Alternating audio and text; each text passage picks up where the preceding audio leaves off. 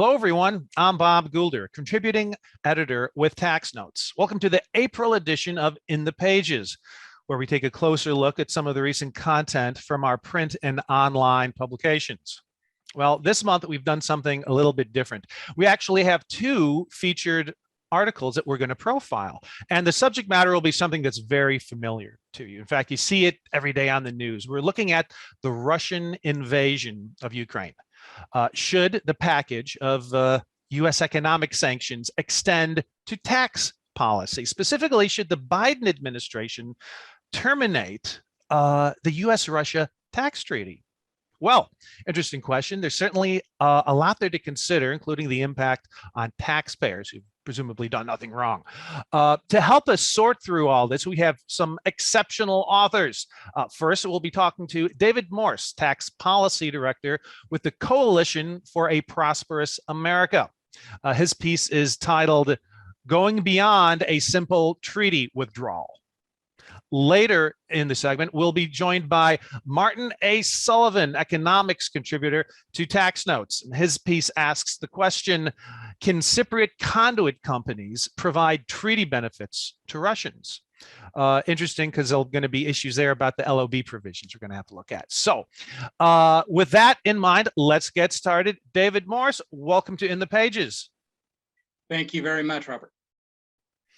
Now, here's the thing. The readers of Tax Notes are going to think that tax treaties are pretty important things, and so do big corporate multinationals who rely on them. They can reduce withholding taxes, they can relieve double taxation, and we like to think in our little world these are really important things. But something tells me that the Russian dictator Vladimir Putin just doesn't care about tax treaties. With that in mind, what is the argument which you've raised in your piece, for terminating this treaty? If it's not going to deter Putin's aggression, why do it? Right. Well, once again, thank you for having me on. I have to agree with you. It's not going to affect Putin. I mean, if you look at what he's been willing to sacrifice for a military victory and the amount of unfortunate and horrific death on the part of Ukrainian civilians, to think that a simple tax treaty withdrawal will even blip on his radar is incredible. I just don't think that it's something that we can think will have an effect. But that doesn't mean that we have to fund Putin's war. And what I mean by that is you're absolutely right, and you explained it. Tax treaties smooth the system. They make trade and financial transactions easier between the two countries, and But in my opinion, it's like a trade benefit, and certain trade benefits don't need to stay around when you have an aggressor, a nation that invades an ally, destabilizes a region, and commits atrocities.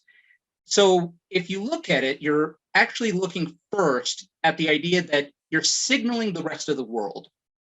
You're telling them, we do not accept this. Even if we have a pre-existing agreement, there is something that we expect out of you out of that agreement. There was a promise. It's implicit, but in the U.S.-Russia treaty on tax, the promise was that Russia would be a peaceful partner in the global economy. I mean, we encouraged production in Russia by American companies to produce goods that ended up getting sold back to the United States. Now, I have my own issues regarding that, considering reshoring, but we thought that would be enough to check the authoritarian tendencies. Obviously, we were wrong, and now we have to deal with those consequences.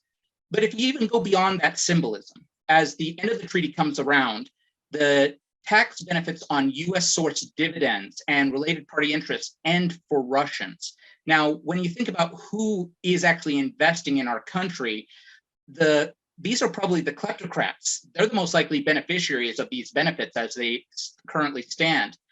We're not talking about the Russian middle class mostly, and that's actually a rare thing for economic sanctions. Many times, unless you specifically target and name a person, the generalized economic sanctions many times hit the everyday Russian person. So geopolitically, I think this is a wise policy. It means less money flowing into the upper echelons of the Russian government, and I think that's a good thing. You've made that case very well. Now, the title of your article, though, is going beyond a mere treaty withdrawal, which brings up the issue of, well, what else can we do? And there are these foreign tax credits out there. Readers of tax notes will be pretty familiar with how foreign tax rules work. The question there is, should they be denied? If a U.S. taxpayer, a business, say, has paid Russian taxes, can they claim that as a credit against their U.S. tax liability? Some say that resembles an economic subsidy, and you have to be careful who you're subsidizing. So what do you say? Is it worth looking at disallowing foreign tax credits? I think it is. I mean, I know most of the viewers will know what a foreign tax credit is, but I want to go back to what the purposes are of a foreign tax credit, just in the more simplistic sense that they both serve the larger concepts of free trade. The first being to avoid double taxation that results when a U.S. worldwide system could impose taxes on profits that were already taxed in another country. The second purpose is to smooth the system with the secondary country so that we are not going after the same base. We're effectively abdicating that tax base to them because we're trying to smooth the trade between the two. It is supposed to incentivize free trade, and I was taught in my econ classes going way, way back that this would stop wars. Now, I think this fits into the ideas of what has the U.S. done in the past regarding this, and the U.S. did create the state sponsor of terror list that denies foreign tax credits to specific nations under, I believe it's the IRS code 901J. This is a very specific list that has additional consequences, and it exists for an era when we thought direct nation-to-nation battles and wars would be relatively rare, and we were more interested in international terrorism and the countries that would support international terrorism rather than going head-on into war. It effectively denies those countries the funds from the United States through foreign tax credits because, once again, like you said, there's this concept that we're effectively subsidizing them when we do that. So if they are an enemy, we don't want to be doing that. And while the terrorism concern, I don't think has gone away, it's now, we've now become hyper aware that direct nation-to-nation war is not only possible, it could become prevalent, and even worse, that it always directly impacts the United States because we're so involved all around the world. I would point out that Senators Wyden and Senator Portman, they've proposed draft legislation that denies the tax credits and deductions to companies that continue to operate in Russia and Belarus. These would be foreign tax credits and the ability to use those taxes paid also in the GILTI calculations, the global intangible low tax income. And so I do think that we're subsidizing Russia when we provide those foreign tax credits. And normally that wouldn't be the worst thing in the world if they were playing by the regular rules, but I think that they've abandoned it, and we've been abandoning the tax base to them. It's time to change that. I will also say that something that I noticed in the legislation was that they were very clear that they were distinguishing it was a special rule for Belarus and for Russia. This was going to be a special rule, and I think that's the right call. I think it's important that they're not labeled state sponsors of terror because that's a different terminology, and I don't want it to be confused. Now, I personally think that we need a new category so that we're alerting the world that we are paying attention. And I would use something along the lines of invading and destabilizing nations as a category. But regardless of what you call it, I think this is a step in the right direction. Well, personally, I happen to agree with you, but I'll let you in on this story. I was having a conversation very similar to this with a respected colleague, and she made this comment to me. She said, well, you got to be careful about weaponizing tax policy.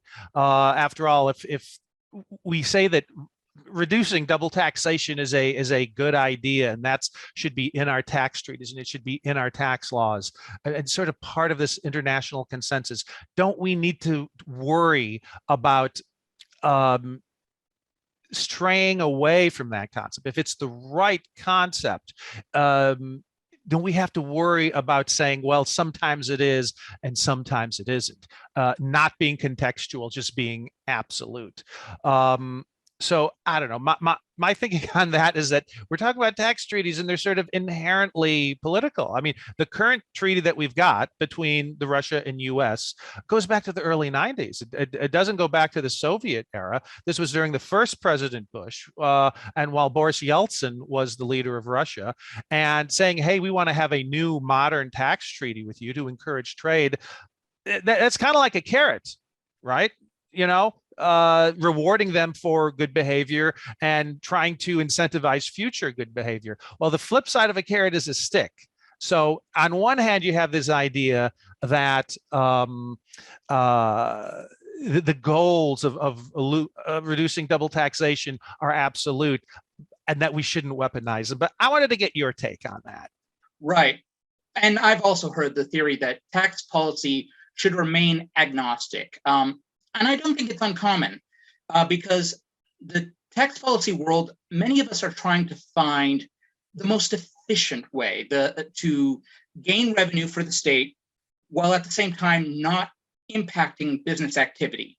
Prior trends, especially I think prior trends, aspire to stay above the fray and prioritize that, avoiding that double taxation you mentioned, almost no matter the consequences. Now, I'm going to have to admit that I do the same, but I'm doing it on the tax fairness for domestic corporations, and I'm continuing the previous work by Reuven Aviona, Kim Klausing, and Bill Parks in sales factor apportionment.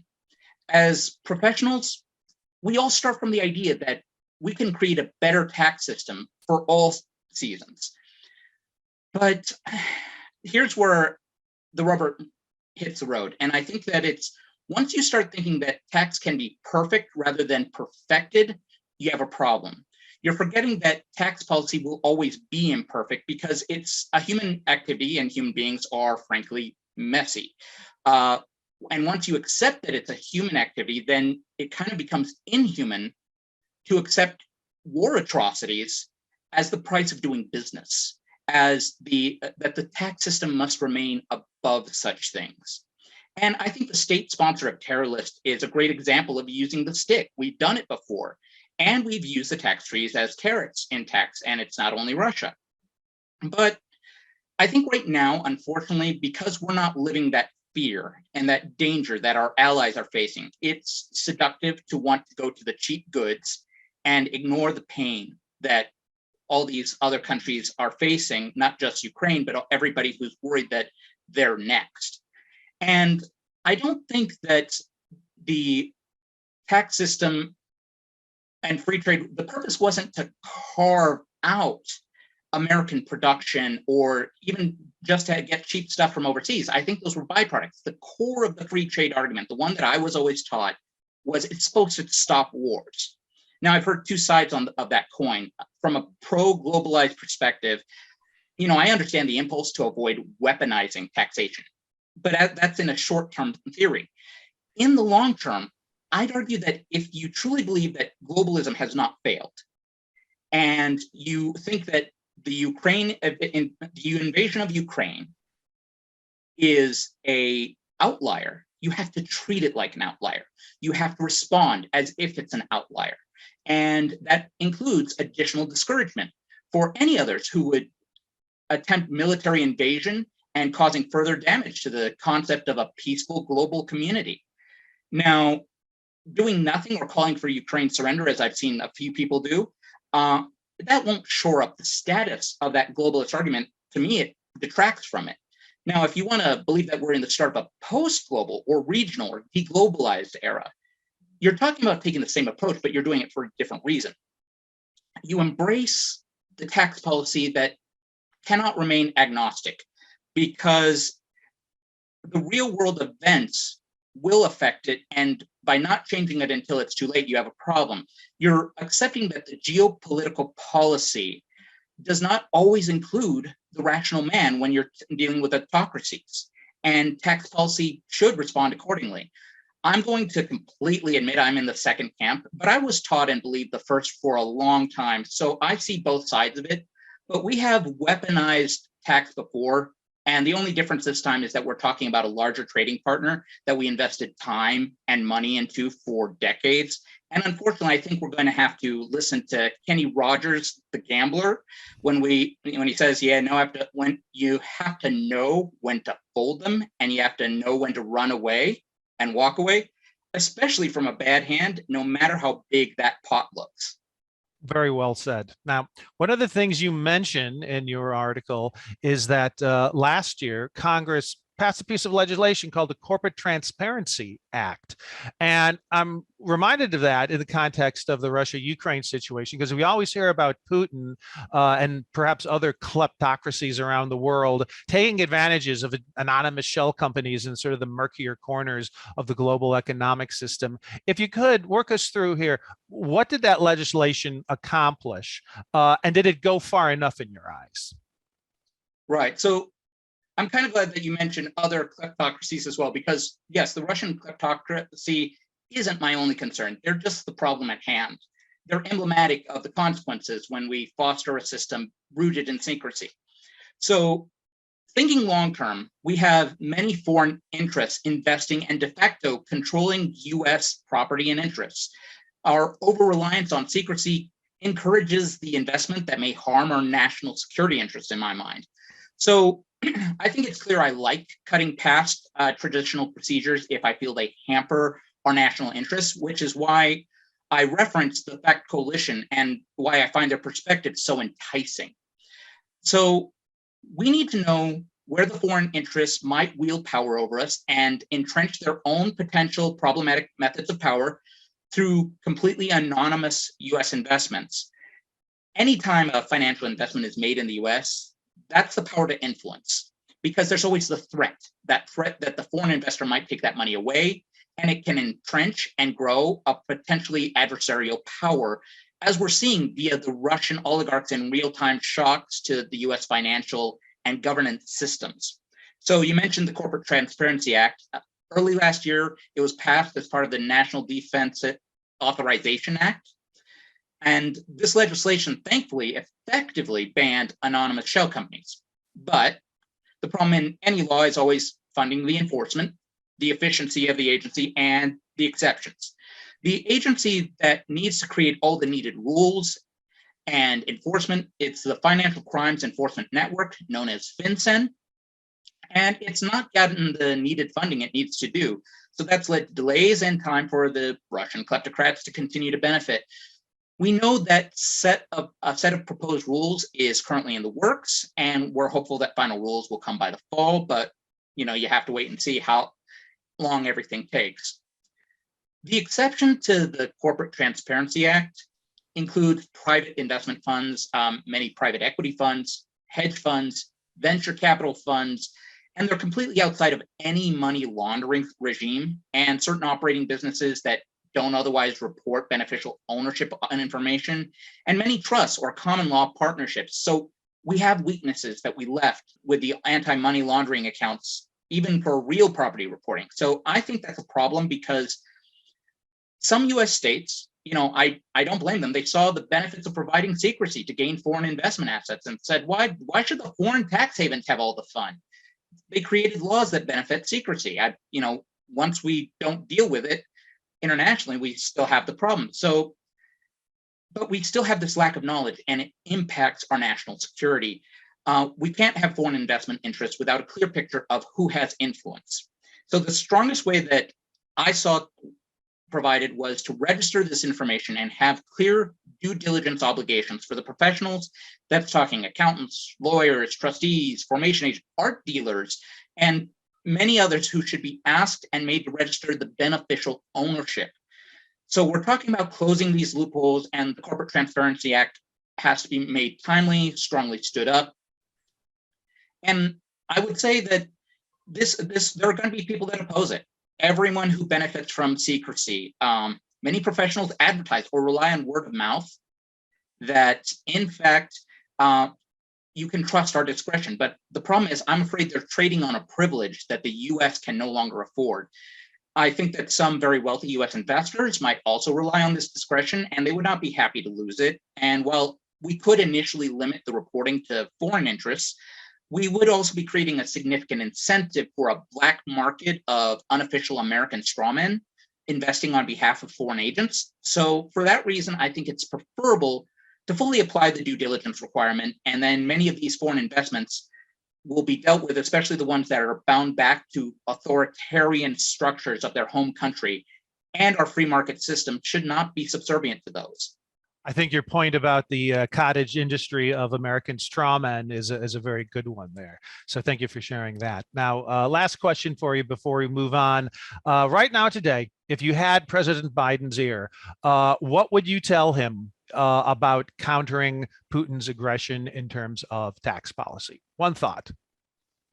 My temptation here is to immediately run to sales factor apportionment and argue that taxation on pure destination-based territorial system would remove most of the underlying issues for tax policy.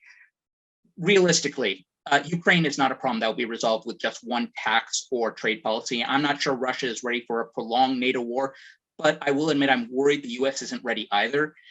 Ukraine needs a strong United States and a strong NATO to keep them armed and to help the Ukrainian refugees supplied, fed, housed. So I think I'd start with, Mr. President, you campaigned on Build Back Better. You realized there was inherent weakness in our capabilities, and COVID proved you right with the brittle supply chains. Please prioritize a return to the arsenal of democracy, tax policy, trade policy, and economic policy that prioritizes domestic companies and domestic production. Arsenals are not just weapons, they're also the support structures for food, supplies, and the supply chains for critical resources. Right now, we do have inherent weaknesses. If we were cut off from critical resources, we'd have to prioritize ourselves over Ukraine. Now, that would be my statement. I think the administration actually sees these issues. I think they're actually working on them, but I think they're also trying to resort to half measures to not jolt the system. But if a recession is coming, like people are predicting, and higher domestic production with a purpose can only be a good thing for that. And increasing American production to provide for Ukraine seems like a strategic and beneficial investment to me. So I'd advise them and the rest of Congress to emphasize and speed up reshoring of critical supply chains, especially from potential adversaries. There you have it. The author is David Morse, Tax Policy Director of the Coalition for Prosperous America. The article is titled Going Beyond a Simple Tax Treaty Withdrawal, and you can find it in the Tax Notes archive. David, thank you so much for joining us. Oh, thank you very much for having me. Moving on now to the second of our featured articles for the month. I am joined by economics contributor Marty Sullivan, a very familiar face to people who watch the show and read tax notes. Marty, thanks for being on the show. Thanks for having me, Bob. So, Marty, all this news about Russia and Ukraine, depressing. Oh my God, buildings blowing up, families being destroyed, murder, mayhem. It's terrible stuff. And what can we do? You know, terminate the treaty, right? But the first time I ever mentioned that to somebody, they shook their head and they're like, Bob, you don't get it. You don't get it, Bob. It's not going to do any good because the Russians have conduit entities and they'll go through some other nation, maybe a nation that's a member of the EU, maybe a nation with a US tax treaty, who knows, but they'll use conduit, shell companies in other countries, and terminating the treaty with Russia won't do any good. Now, you sat down and you did some research, you crunched some numbers as you so typically do. And one of the things I love about your tax notes articles is that I tend to be a visual learner, and you presented us with a figure 1 and figure 2. Folks at home listening, if you've got the article, you know exactly what I'm talking about. There's something that stands out on those charts. What is it? What did you discover when you scrutinized the data? Well, before I get to the boring numbers, you just reminded me of something about talking. I really don't know a lot about treaties, and so I just sort of asked around. And when I'm looking for wisdom, I go to one of the great sources is our founder, Tom Field. And I said, Tom, what do you think about doing curtailing the treaty? And I forgot that his lovely wife, Marcia Field, was at Treasury, and she actually helped negotiate the Russia treaty. So, and the first thing that Marcia said was, ain't gonna stop Putin for one darn second. And I think we all knew that, we all sort of know that. So anyway, I thought that was a little fun color commentary to add in there. Now to the boring numbers. let me just say, as background, as an economist, when we look at foreign investment, we look at cross-border investment flows, there's two types. There's the real stuff, like when I go and invest in a business in Canada. And then there's what economists call the phantom stuff, where I'm just kind of investing in a shell company that's investing in another shell company that may be investing somewhere else. And in most countries, you have a lot of, you see a lot of inbound real investment and maybe a little bit of shell company activity. But for some of these haven-like jurisdictions, it can be very large. And for some unpublished yet, for some research that I'm doing right now, compared the GDP of countries to the inbound foreign direct investment, and something like 50% would be a lot. For Cyprus, it is not 50%, is not 100%, it is 20 times, 2,000%. What that means is that most of the investment that is coming into Cyprus is not real. That is somebody investing in a real business, but it's folks investing in shell companies, conduit companies that is going somewhere else. So then what we looked at, we said, for this, what you're pointing to in the article, which just, it floored me when I saw it, because what the data show, and this was actually originally from Russia's central bank, has this data, 1/2 of all the investment out of Russia goes into Cyprus. Now, Cyprus, by way of background, is about 2/3 the size of Connecticut, has a population of about 1 million. You know, it's not a large economy. It would be like the United States, 1/2 of all investment by the United States would take place in Trinidad. And so you go like, well, that doesn't sound exactly right to me. And of course it isn't exactly right. And what it's telling us is two things. One is that the Cyprus economy and the Russian economies are very intermingled. You can't really talk about one without acknowledging the other. And the second thing is a lot of it is just conduit, not real activity. So that was a real eye-opener for me.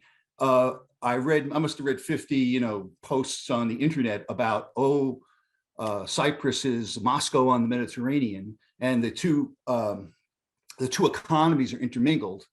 But until I saw the data, it didn't really hit home. And it's just absolutely incredible.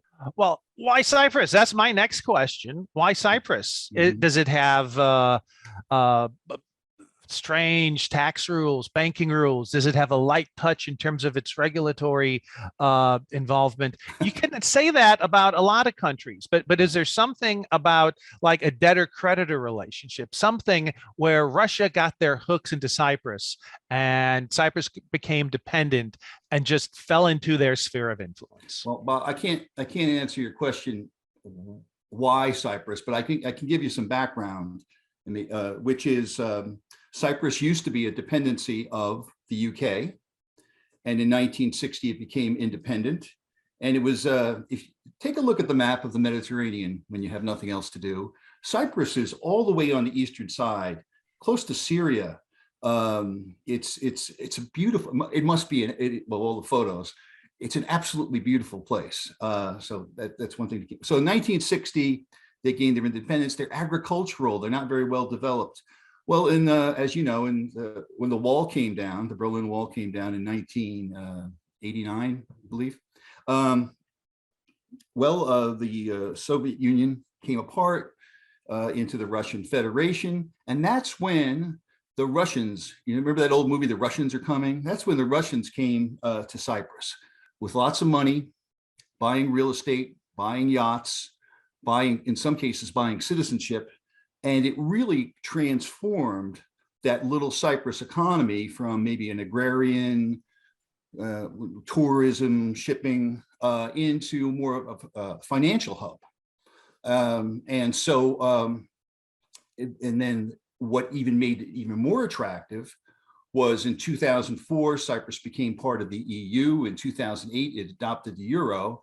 And don't forget that they used to be a British, so they use British law. And apparently, from some sources that I'm reading, what really attracts Russians to Cyprus is that law, which gives them property rights that they may not have, certainly do not enjoy in Russia, and even in other jurisdictions. So, and you mentioned the light touch. Of course, Cyprus has a very low tax rate, has very favorable tax and regulatory rules. It has a not undeserved reputation of being a little bit dicey when it comes to some of the rules and regulations. And also, you know, the whole environment there. Oh, the other thing is, you know, it's sort of what like Naples, Florida is to a Minnesotan. I imagine Russians really enjoy living in Cyprus. There are an estimated 40,000 Russian residents in Cyprus.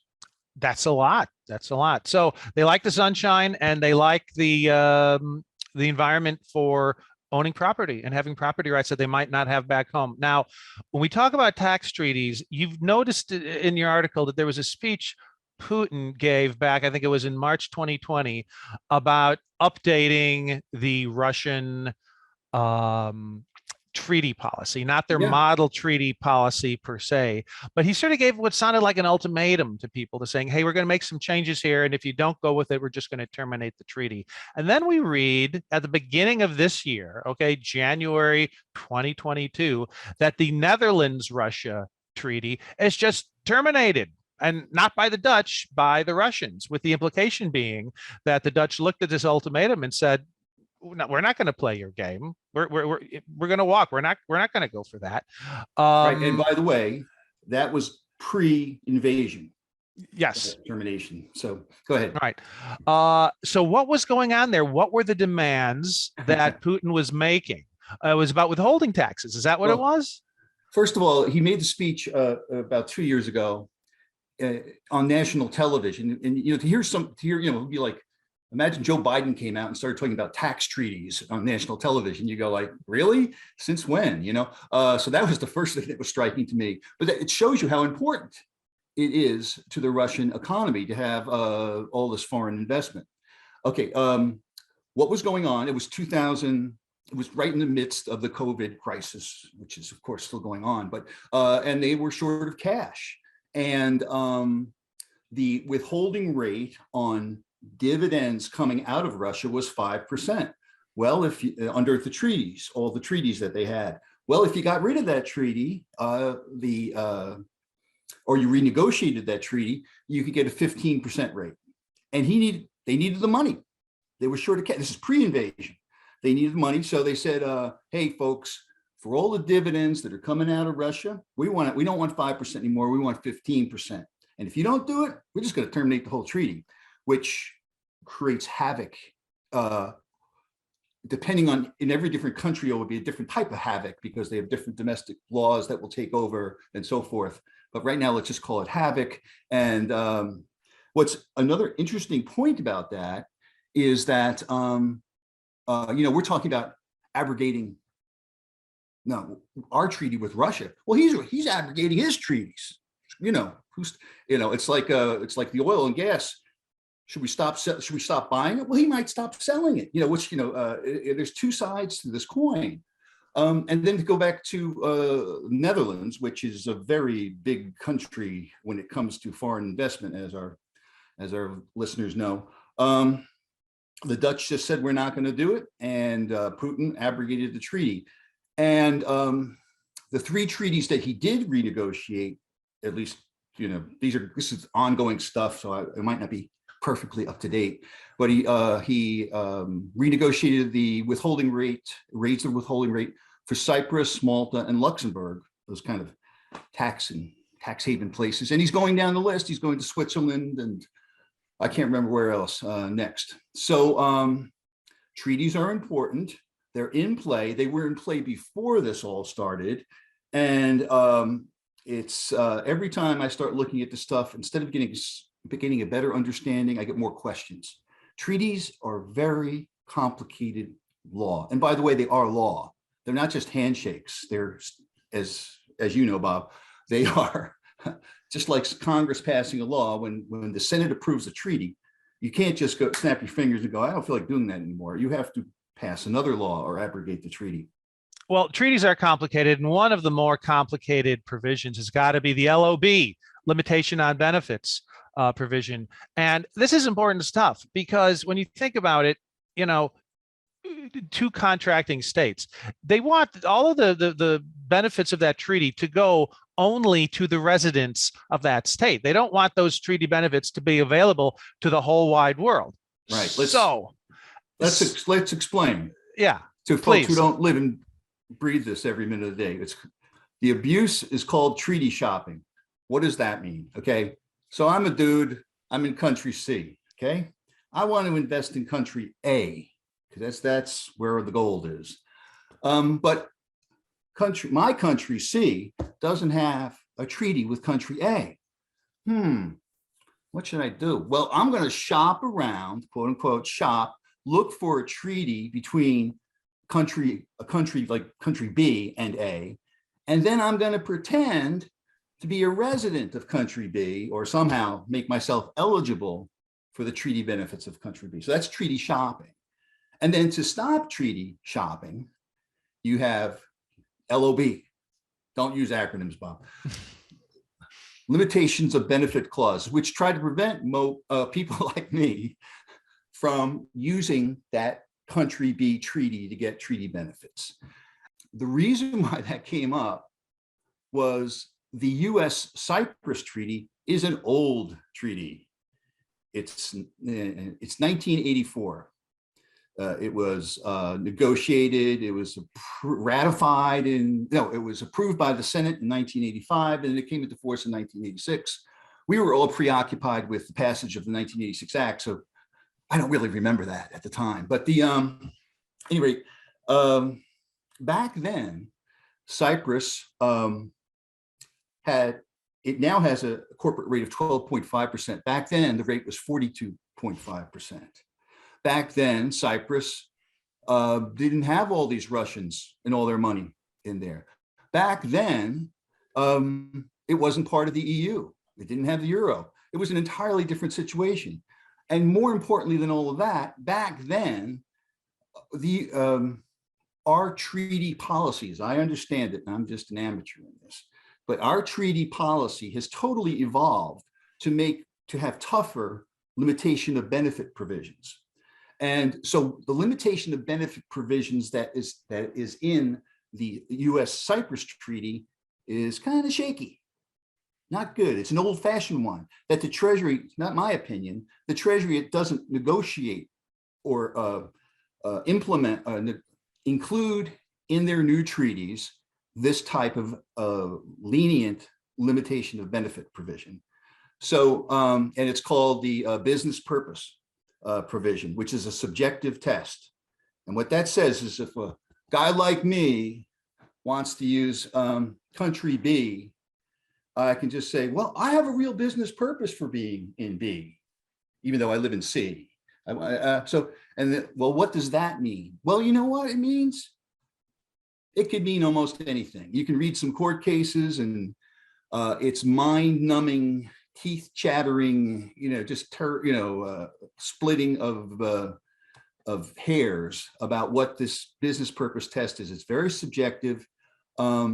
It's looks like something you can get around. Or to put it differently, let's say I am a legitimate business person and I want to invest, I am investing in B. So I am using the treaty so that I can invest in A. Well, I can't even be sure that's going to work because I don't know how the IRS is going to rule on that and how the courts ultimately might rule on that. So let's just get rid of that. Let's have more objective types of standards to establish residency and to prevent treaty shopping. So that was a big red flag for me going, oh, maybe I got a really big story here because there's like this big loophole in the Cyprus Treaty that even if we abrogated the Russia Treaty, they're just going to use Cyprus. But it turns out that's probably wouldn't happen. Okay, so as of now, when the U.S. negotiates a treaty, it's not using that old archaic limitation of benefits provision. We've got better rules now. How do we get this better rule into an updated treaty with Cyprus? It takes two to tango, right? They'd have to agree to that. And there are other roadblocks. I mean, getting a treaty ratified, first getting it through the Senate Foreign Relations Committee, not as easy as it was once upon a time. Are you talking about a certain junior senator from Kentucky? I might be. Who Rand Paul. So that's one. Let's start at the end. One big obstacle until 2 years ago, and it's still an obstacle, but at least the dam broke a little bit, is that Senator Paul was blocking all of the negotiated tax treaties that went through the Foreign Relations Committee. And so they couldn't get a vote on the Senate floor. You need 2/3 of the Senate to approve a treaty. And under these ancient Senate rules, he can put a hold on that. And basically one senator can just say no. And his concern was about providing information about US citizens to foreign governments would be a sort of imposition on the secrecy or privacy rights of US citizens.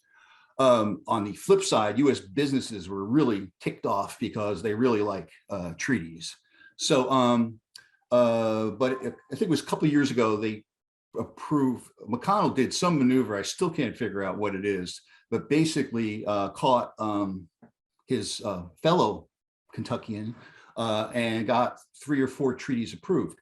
But note, there's still, for example, the Hungary treaty, which was negotiated like, I don't know, over 10 years ago, is still hanging out there in limbo. And that's no small thing, because the Hungary treaty, like the Cyprus treaty, is an old treaty that needs to be updated because it doesn't have a good limitation of benefits provisions. So even if we let's say Cyprus was a problem, and so we shut it down, like you say, why Cyprus? Well, let's just go to Hungary. You know, we'll just do some treaty shopping from Hungary, which is actually even weaker in its provisions than Cyprus. So, but here's the thing. It's like, I feel like you're chasing your tail.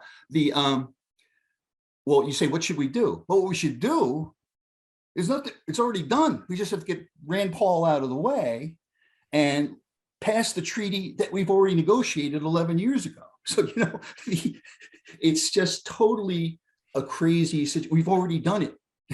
So, and we need to update all of these treaties, but negotiating it, then you talk about, again, we're working backwards. We have Rand Paul, we have treaties that are on the, in the inbox, so to speak. And then we have to renegotiate a treaty. And that's just, it's a bilateral negotiation. Everything's on the table. And so it's a very complicated process. Well, it almost sounds like you're describing a game of whack-a-mole. We could terminate the Russia treaty and they'd go to Cyprus. We could act on the Cyprus treaty and they might go to Hungary. And I'm guessing, thinking ahead, projecting, if you did something about the Hungary treaty, they'd find even a 4th country. So hard to make progress there, but you've done a very good job of describing that scenario. But one thing, Bob, though, I do want to make clear is that you're making it sound like it's not that easy to use these limitation of benefits loopholes. For example, let's say we shut down Russia treaty. Now all the Russians go, well, I'm going to go to Cyprus. Okay. Well, you would have to indicate on your tax return, or whatever it is that reduces the withholding. You'd have to say, oh, I changed my mind. I was Russian, now I'm Cypriot. Well, guess what? These days, post-invasion, that would raise red flags anyway in any situation, because one is you're moving from a real country to a tax haven country. So the IRS is going to scrutinize that very closely. And now the IRS, and it has formally announced, is working closely with FinCEN to investigate anything to do with Russian, especially in suspicious situations. So it would be difficult to do this.